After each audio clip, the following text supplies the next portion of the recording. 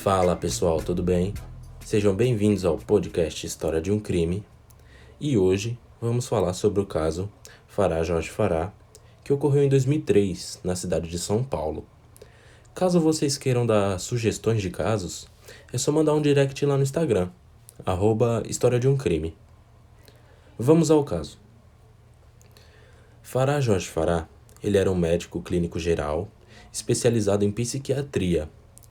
E ele também praticava cirurgias plásticas, mesmo sem ter especialização. No momento, ele tinha se internado em uma clínica. E a sua sobrinha foi visitá-lo. E nessa visita, ele contou para ela que ele tinha surtado e acabou cometendo um crime. E ele deu as chaves do carro para sua sobrinha. Quando ela chegou no estacionamento do prédio dele, e ela entrou no carro, ela sentiu um cheiro muito forte vindo do porta-malas do carro. Então ela decidiu ir até o distrito policial e contou a história do seu tio. E uma equipe de investigadores acompanharam ela até o local. Chegando no estacionamento, eles resolveram abrir o porta-malas do carro e dentro tinha 5 sacos de lixo. E no saco de lixo tinha fragmentos do corpo de Maria do Carmo Alves, uma mulher de 46 anos de idade. O corpo dessa mulher estava separado em 9 pedaços. O médico ele retirou as digitais da mão dela, dos pés e também tirou pedaços de pele do rosto dela e do tórax para evitar a identificação da vítima. Esse médico ele trabalhava como clínico geral em alguns hospitais na zona norte de São Paulo. E ele também possuía uma pequena clínica onde ele trabalhava com a sua secretária. E lá ele realizava procedimentos estéticos e cirurgias plásticas. Ele era muito conhecido por ser um médico barato. E os procedimentos que eram feitos chamavam muita atenção das pessoas que não tinham condições. Para baratear esses custos, o médico ele não tinha anestesista. E no lugar, ele sedava as pessoas com dormonide. E isso não pode ocorrer de maneira alguma. O mesmo médico que faz a sedação e a anestesia, ele não pode fazer o procedimento cirúrgico. E principalmente usar sedativo como anestesia. E como ele não era especialista em cirurgia plástica, as consequências começaram a acontecer.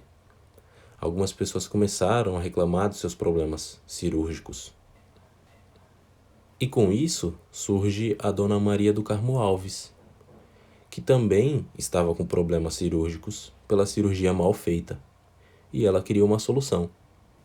Ela ia diversas vezes em seu consultório, ligava quase todos os dias, e só queria uma solução para o seu caso. A princípio, ela queria que ele pagasse um outro médico para fazer uma nova cirurgia nela.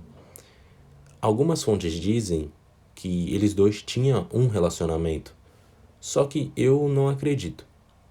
Ela era apenas mais uma das mulheres que tiveram problemas com ele. O Farah, ele não aceitava nenhum pedido dessa mulher, e ele disse que ele mesmo ia resolver esse problema.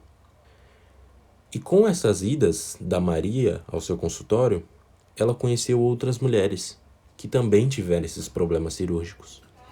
E ela não queria que ele resolvesse só o seu problema. A partir dali, ela começou a brigar pelos problemas das mulheres e queria que ele resolvesse de todas. E em uma sexta-feira, dia 24 de janeiro de 2003, a Maria do Carmo ela ligou para o seu marido e disse que ela ia pagar umas contas e depois ela iria até o consultório do Farah. E depois daquele dia, ela não retornou mais.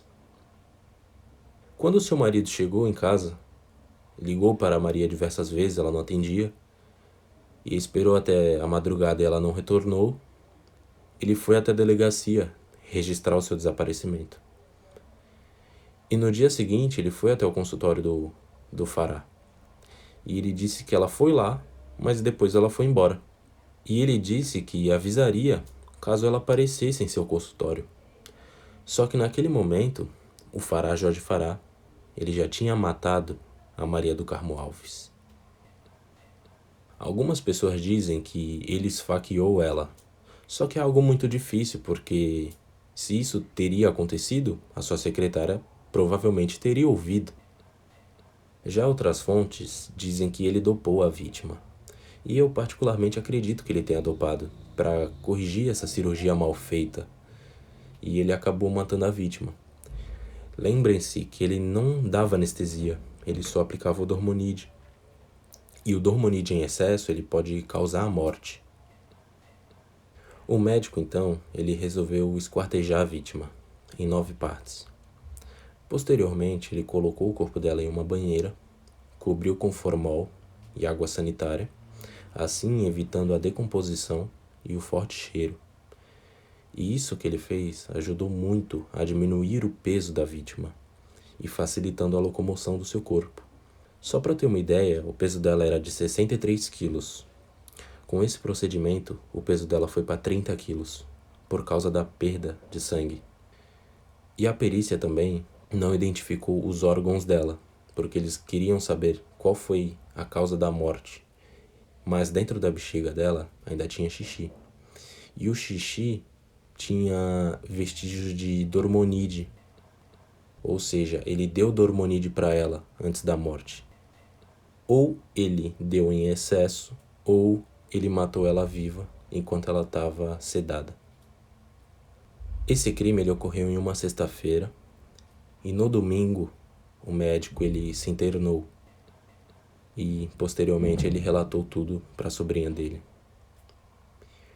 Depois que ele confessou o crime, a polícia prendeu o Farah Jorge, que ficou preso por 4 anos em carceragem no 13º Distrito Policial, que era o distrito adequado para pessoas que possuem ensino superior.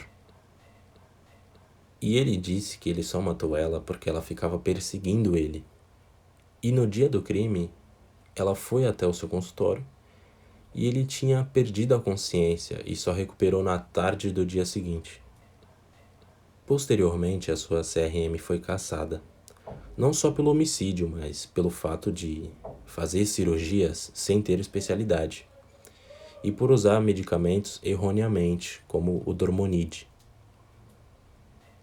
Em 2007, a segunda turma do STF concedeu um habeas corpus para ele e ele foi solto até o seu julgamento. Nesse período que ele foi solto, o Farah Jorge ele passou no vestibular da USP e no da Unip para estudar Direito e Filosofia. Já outras fontes dizem que foi para estudar Direito e Gerontologia. O júri desse caso ele ocorreu em 2008 e a sua defesa alegou que ele era semi-imputável, falando que ele era capaz de entender o crime, mas que ele não tinha capacidade de se controlar. E eles também alegaram a perseguição da Maria do Carmo em seu consultório e os telefonemas dela. E eles mostraram que, em um determinado mês, ela ligou 3.708 vezes em seu consultório. Nesse júri, apareceram outras 4 mulheres e elas disseram que foram molestadas pelo médico. E ele teve a sua condenação em 13 anos de prisão. Só que esse julgamento, posteriormente, ele foi anulado.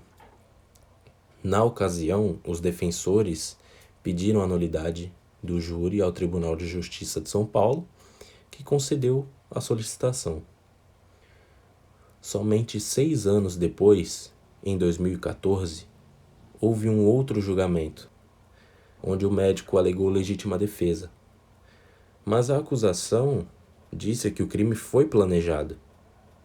Ele tinha alegado para a vítima que ele ia resolver o caso dela, e ele atraiu a mulher até o seu consultório, e acabou matando e ocultando seu corpo. Nesse julgamento, o Farah Jorge Farah ele foi condenado a 16 anos de prisão em regime fechado.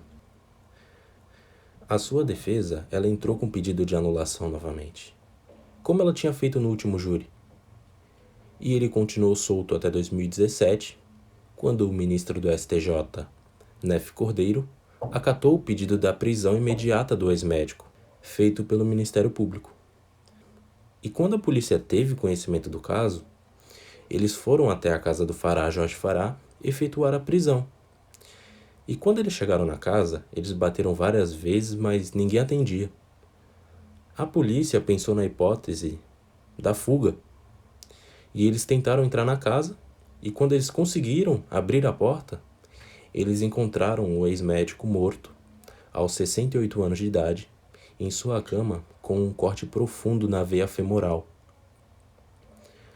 Os policiais disseram que ele estava vestido com roupas de mulher e ele tinha colocado uma música estranha e praticamente ele tinha feito um ritual para sua morte. Também existem boatos que ele tinha colocado silicone no peito e na bunda, mas nada disso é comprovado. O que mais me impressiona nesse caso é o período de prisão. Ele só ficou preso por 4 anos. Essa burocracia da justiça e a demora processual não adiantou basicamente nada. Porque quando a polícia foi prendê-lo pro cumprimento da pena, ele já estava morto. E pessoal, é só isso. Muito obrigado por ouvir esse podcast. Não esqueçam de seguir a gente lá no Instagram. A gente também posta fotos do caso lá, tá bom? Até o próximo episódio. Fui!